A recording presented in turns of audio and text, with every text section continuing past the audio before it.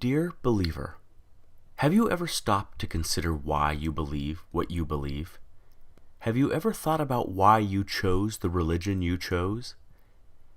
Why do you believe in Jesus Christ as the only means to eternal salvation, and not in karma or reincarnation? Why do you believe that Allah is the one true God and Muhammad is his prophet, and not in the Four Noble Truths of the Buddha? Why do you hold to the Torah as the only revealed word of God, and not the Bhagavad Gita? Dear believer, do you ever wonder why your heaven resembles a utopian earth, and is composed of the same base elements found right here on this planet? Do you ever wonder why your deity governs within a power structure that resembles that of the specific time and place in which your holy text was written? Do you ever wonder why your God looks just like you, or the animals with whom you share the planet? Dear believer, is the faith you practice the dominant one within your culture? Do you not find it at least a little suspicious that the overwhelming majority of all religious believers adopt the religion of the society into which they were born, yet remain convinced they've lucked out or been divinely admitted into the one true faith? Does it not make you at least somewhat apprehensive that almost every person of faith chooses belief not because of its virtues, supporting evidence, moral codes, or expression of worship, but rather because it was what they were born into?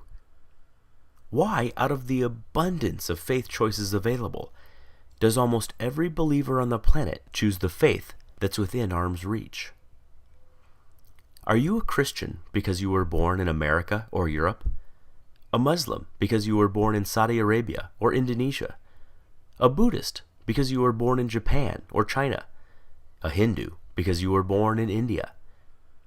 Can it be that faith is, in almost every case, just an accident of geography?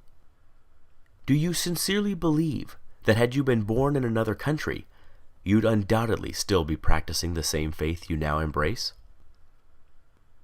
Dear believer, is the faith you practice that of your parents and their parents before them? Is it the first to which you were exposed? Did you know that nearly all religious devotees end up believing what they were taught to believe by their parents?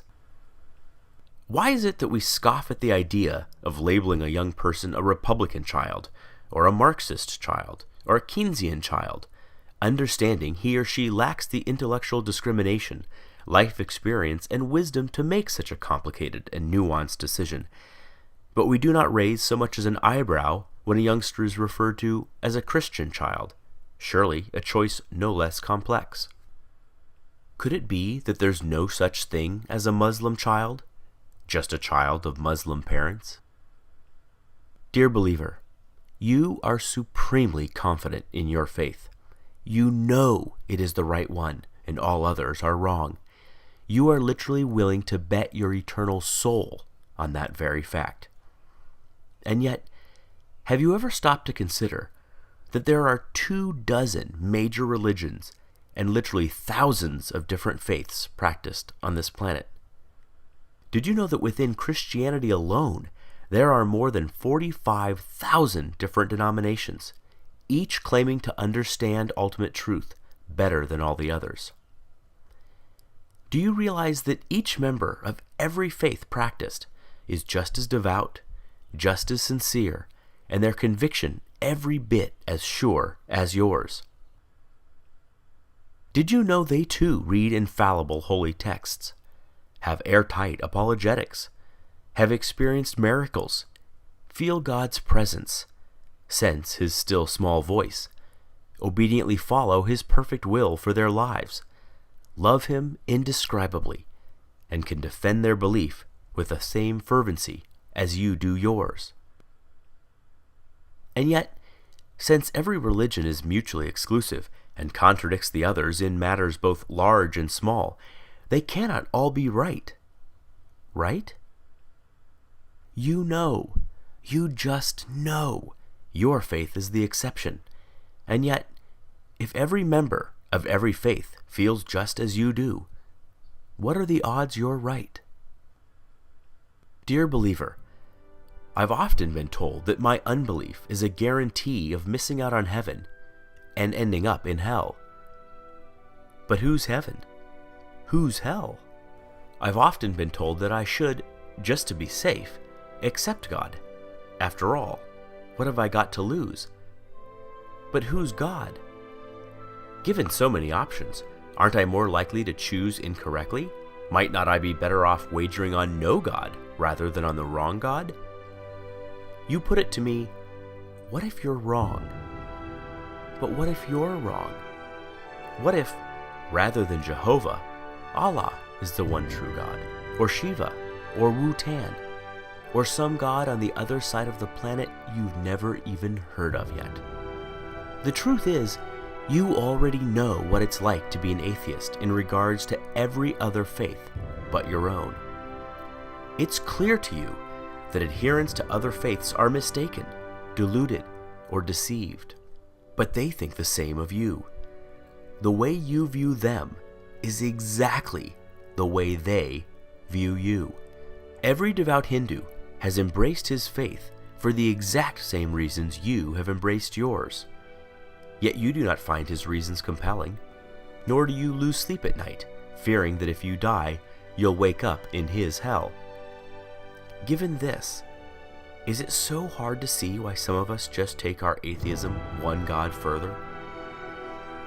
Dear believer, I wonder if religions aren't just ancient constructs in which early humans attempted to both explain and control the chaotic world around them. Though irrational in content, their emergence certainly isn't. We do not blame our ancestors for inventing religion. There is no shame whatsoever in stumbling when you are blind, or failing to properly construct a puzzle in the dark. But we no longer live in the dark. Science is ablaze in our world and illuminates our way, dissipating shadows and exposing even the deepest of crevices. We no longer live in the cave. We have crossed the valley, scaled the mountains, and have begun to make out the magnificent vista on the other side. We no longer require comforting stories to make us feel safe or valued. Is it not time that our beliefs match our discoveries?